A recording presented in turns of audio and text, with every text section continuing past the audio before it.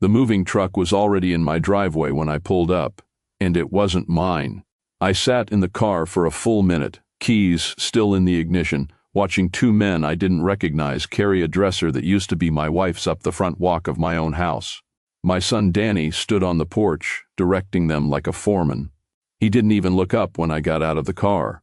"Dad," he said, like I was the one who'd shown up somewhere I wasn't expected. "Good, you're here. We need to talk. I want you to understand something before I go any further. I am 64 years old. I built that house's back porch with my own hands the summer before my daughter was born.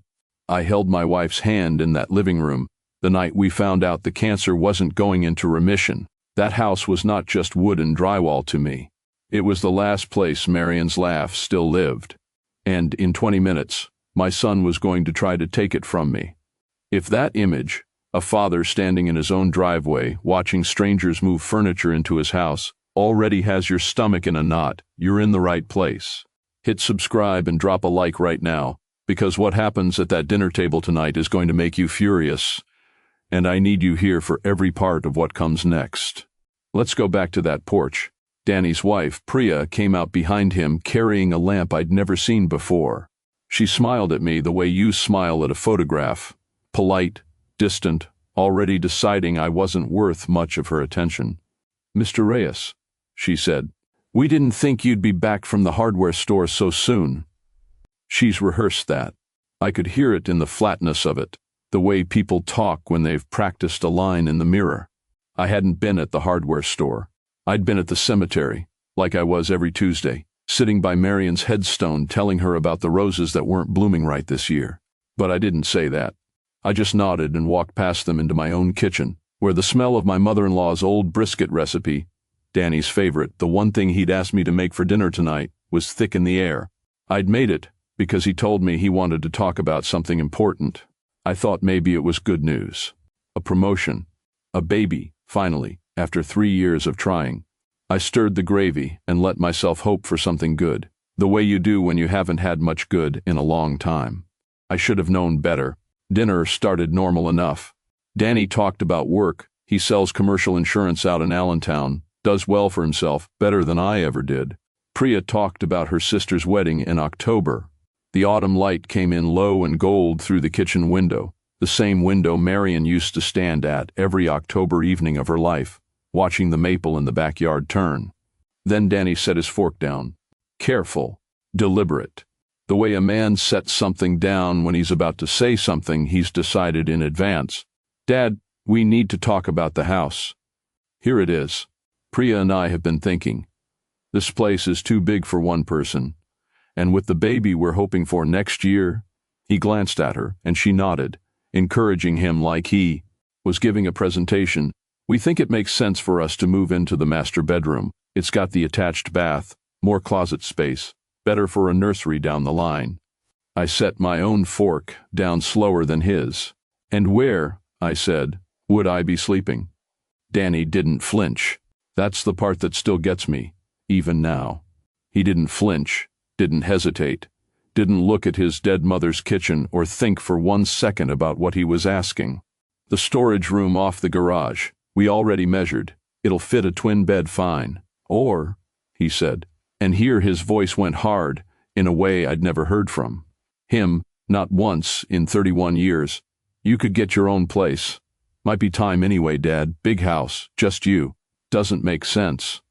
The kitchen went silent except for the hum of the refrigerator. My mother-in-law's brisket sat cooling between us like something already dead. Say something now. But I didn't.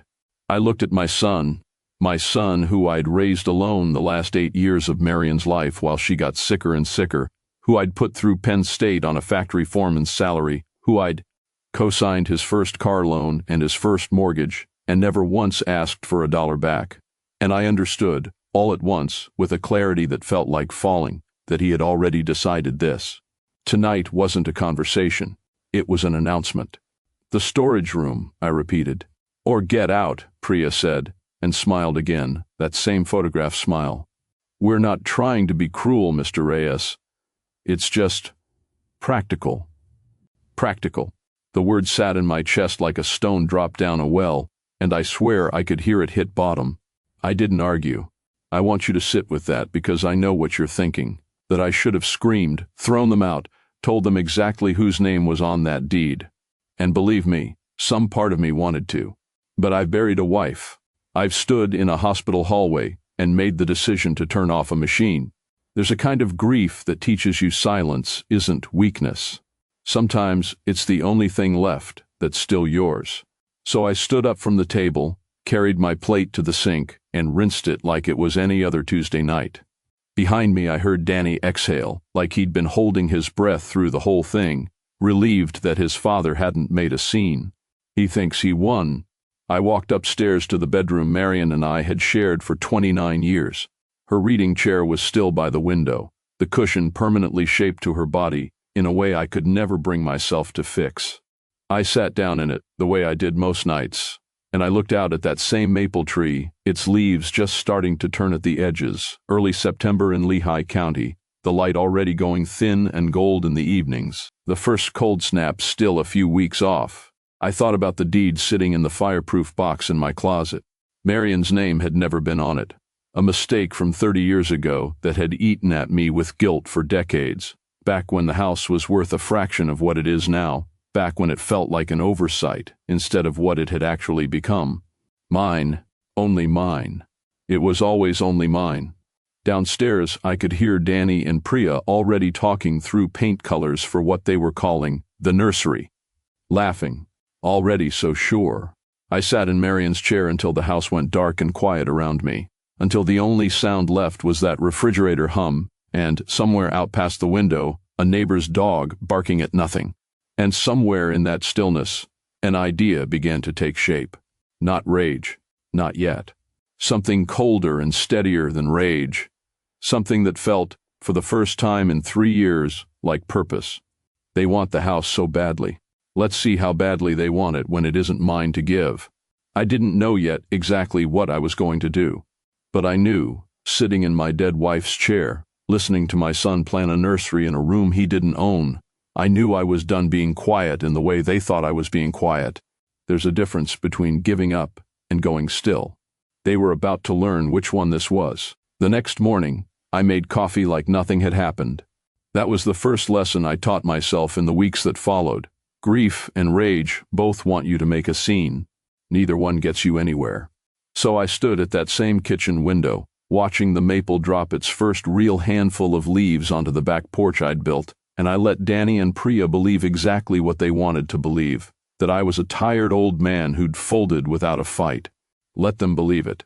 It'll make what comes next easier.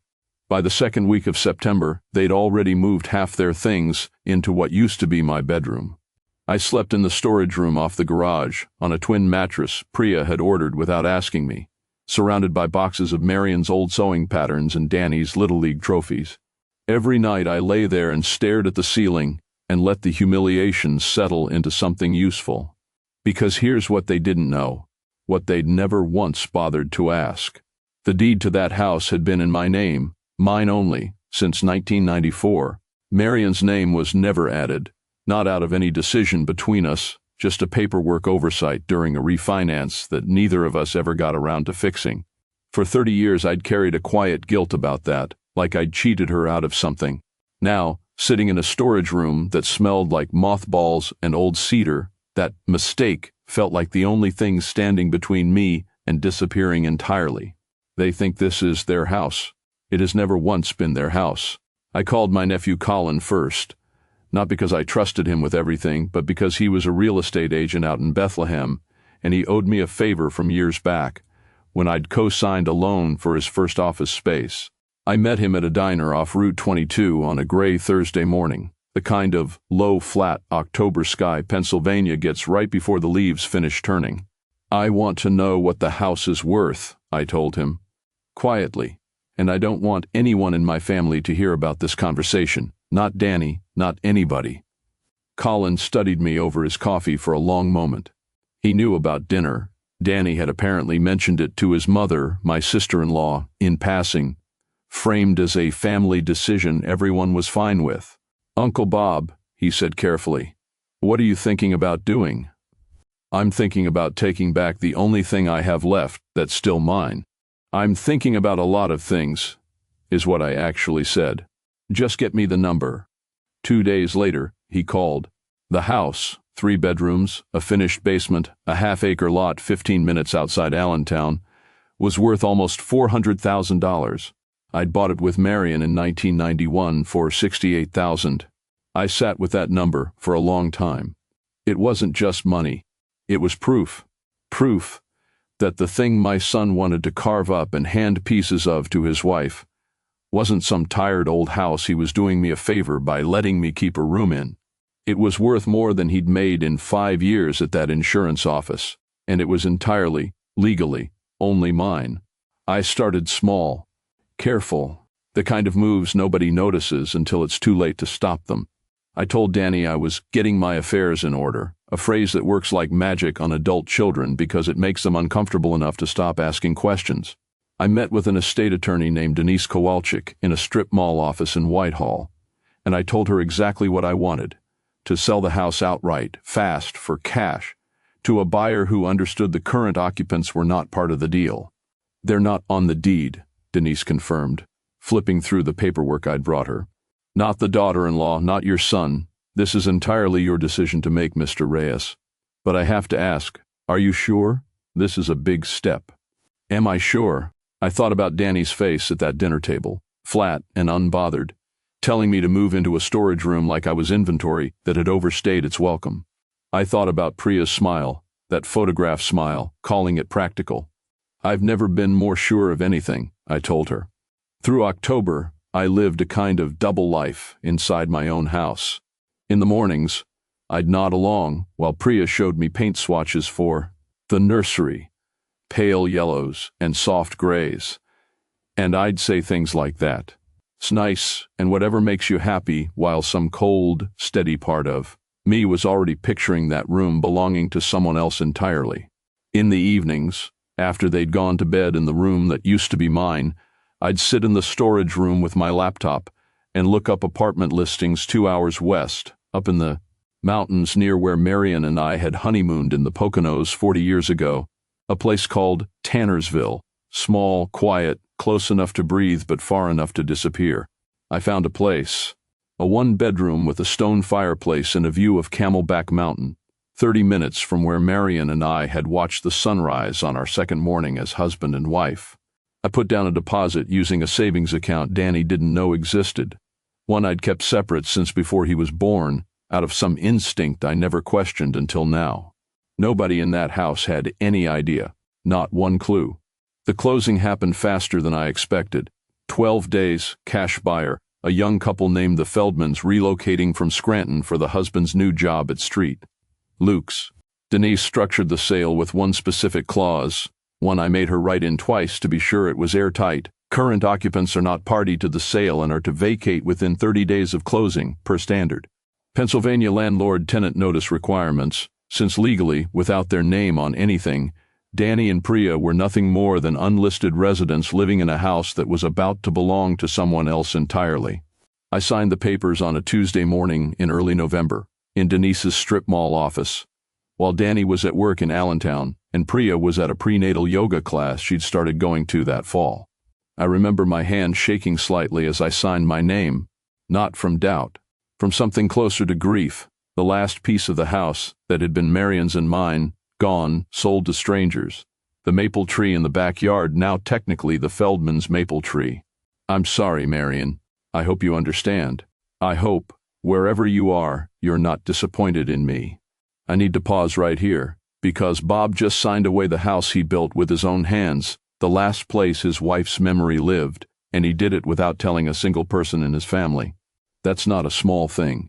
Drop a comment and tell me honestly, could you have gone through with something like that, knowing what it would cost you emotionally, even if it meant finally standing up for yourself?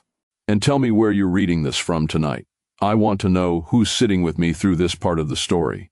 That night, I sat one last time in Marion's reading chair by the window, in the room that was no longer legally mine but hadn't yet been physically taken from me. I could hear Danny and Priya downstairs, laughing about something on the TV, utterly unaware that in 19 days this house would no longer belong to anyone they knew.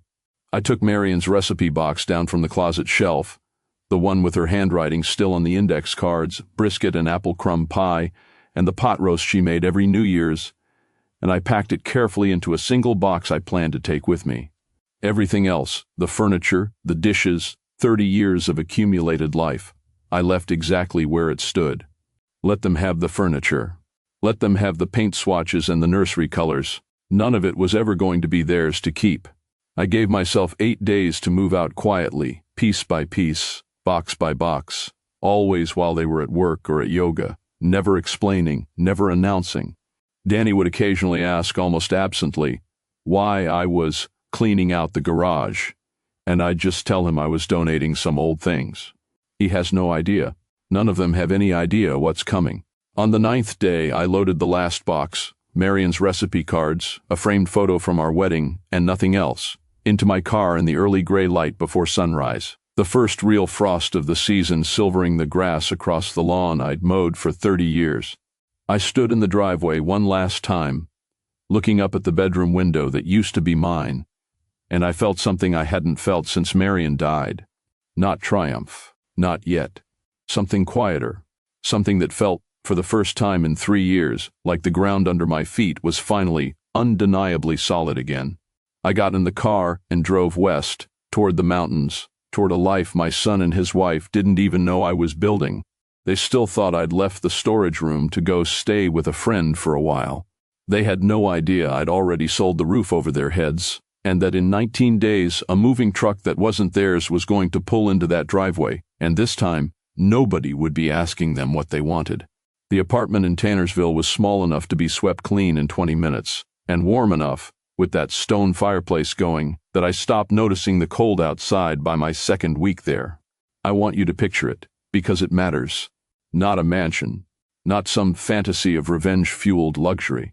Just a one-bedroom with good light, a view of Camelback Mountain going white with the season's first real snow, and silence, the kind of silence I hadn't had in 3 years since before Danny and Priya moved in, since before the house stopped being a place I could grieve in peace. I unpacked Marion's recipe box first, set it on the kitchen counter, where I'd see it every morning. Then I made coffee, sat by the window, and waited. 19 days, I thought. They don't even know the countdown has started. Back in the house, my former house, Danny and Priya had no reason to suspect anything. I'd told them I was staying with an old coworker for a while to give the new setup some breathing room. Danny, if I'm honest, seemed almost relieved. One less complication, one less old man shuffling around while they picked out crib furniture. What they didn't know was that the Feldmans, Josh and Renata, the young couple from Scranton, had already started the standard closing paperwork process, which under Pennsylvania law meant formal notice would go out to current occupants of record at the property address. Denise had explained it to me carefully, since Danny and Priya weren't named on any lease, deed, or rental agreement, because there had never been one, because I'd never charged my own son rent in his life.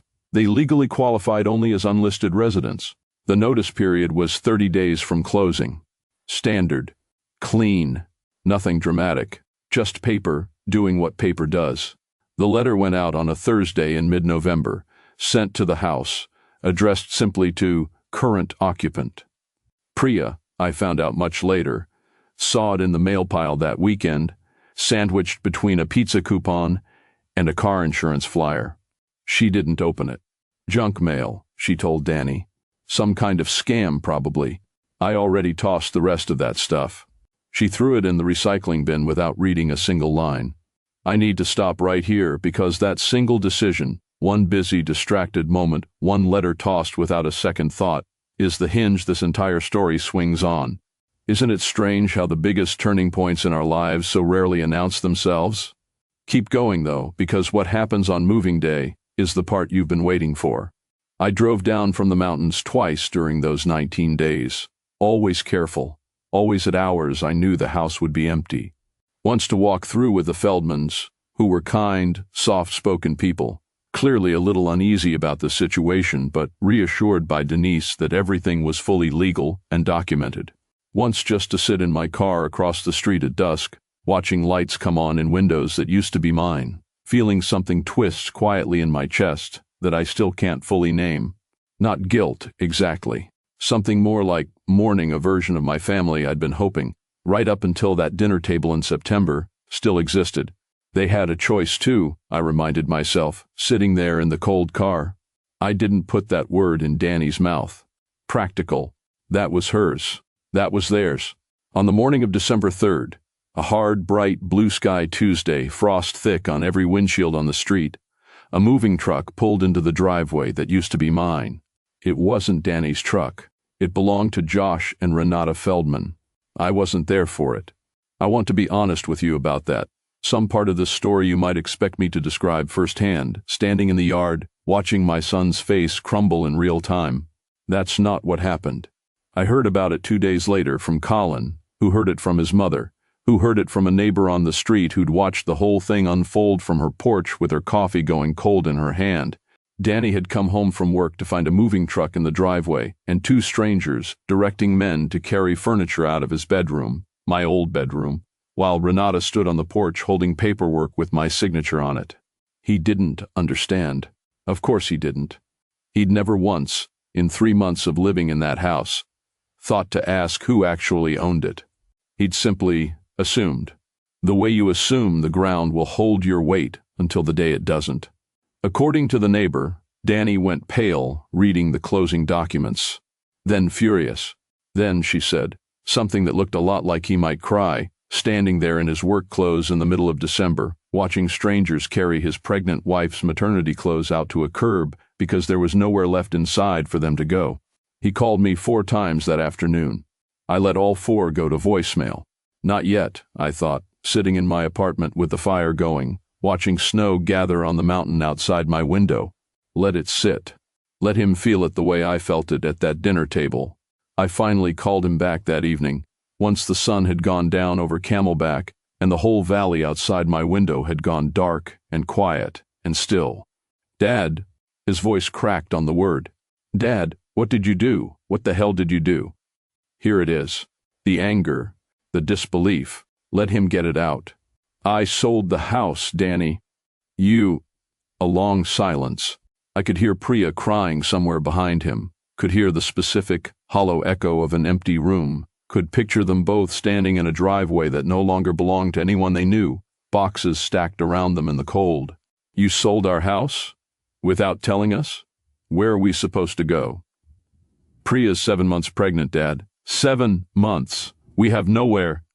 It was never your house, I said, and my voice, to my own surprise, came out steady, not cruel, just true. It was mine. It was mine and your mother's, and when she died it became only mine, and in September, at my own dinner table, you told me to move into a storage room or get out of a house I built with my own hands. Silence on the line, long enough that I thought he'd hung up. That's not, he started. That's not what this was about. We were trying to make room for the baby. You had a choice, I said. You could have asked me. You could have talked to me like I was still your father and not some tenant you'd inherited. Instead, you gave me an order in front of my own grandchildren, and you called it practical. My voice shook slightly on that last word, the same word Priya had used, the word I still hadn't forgiven either of them for. I gave you 30 years of everything I had, Danny, and you gave me a twin bed in a storage room and an ultimatum. He was quiet for a long time. When he spoke again, his voice had changed, smaller, younger, closer to the boy I remembered than the man who'd sat across that dinner table in September. Where are you? He asked finally. Are you okay? Are you safe? He's asking if I'm okay. Now, after everything. I'm fine, I told him. I'm safe. I'm somewhere I built for myself, the same way I built everything else you both assumed I'd just hand over. I won't pretend the story ends clean. It doesn't. Danny and Priya spent 6 difficult weeks in her parents' cramped condo outside Nazareth before finding a rental of their own, a modest 2-bedroom in Emmaus that cost more per month than I'd ever paid on a mortgage. The baby, a girl, was born in late January, during one of the worst ice storms Lehigh County had seen in a decade. I found out through Colin, 3 days after the fact, that I had a granddaughter. I drove down to see her in February, once the roads had cleared. I sat in Priya's parents' cramped living room. They'd moved back in temporarily, the same humiliation of dependence I'd once been forced into, and I recognized the exhaustion on both their faces, the particular weariness of people learning too late what they'd had. Priya didn't look at me the way she had at that dinner table in September. There was no photograph smile left in her. "I'm sorry," she said, quiet, holding the baby against her shoulder. "For what I said, for calling it practical. It wasn't practical. It was cruel, and I knew it while I was saying it, and I said it anyway." That's the first honest thing she said to me in 3 years. I didn't tell her it was fine. It wasn't fine. But I held my granddaughter for the first time that afternoon, felt her small weight settle against my chest, and something in me that had been clenched tight since September finally, quietly, let go. Danny and I are still rebuilding something. It's slower than I'd like, and some days it doesn't feel like it's moving at all. He calls more now. He asks questions instead of giving orders. Last month he asked for the first time in his adult life what I needed, not what was convenient for him, not what was practical, but what I actually needed. I still live in the mountains, in the small apartment with the stone fireplace and the view of Camelback going green again as spring finally arrives. Marion's recipe box still sits on my kitchen counter. Some nights, I take out the brisket card, run my thumb over her handwriting, and I tell her about the granddaughter she never got to meet. I don't know if what I did was right. I think about that more than people probably expect. I know it was fair.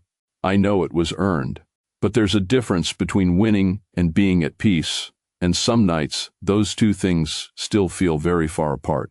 What I do know is this: I am no longer a man waiting in a storage room to be told where he's allowed to sleep in his own life. And that, whatever else it cost me, was worth taking back. If this story stayed with you, that moment at the dinner table when Danny said, "Get out," that letter tossed away as junk mail, that first phone call full of Danny's disbelief, hit that like button and subscribe if you haven't already, because there's so much more where this came from. Drop a comment and tell me, what moment across all 3 parts hit you the hardest, and where in the world are you watching from tonight? I read every single one, and I mean that. Thank you for sitting with Bob's story from start to finish. I've got more stories just like this one coming, and you will not want to miss what's next.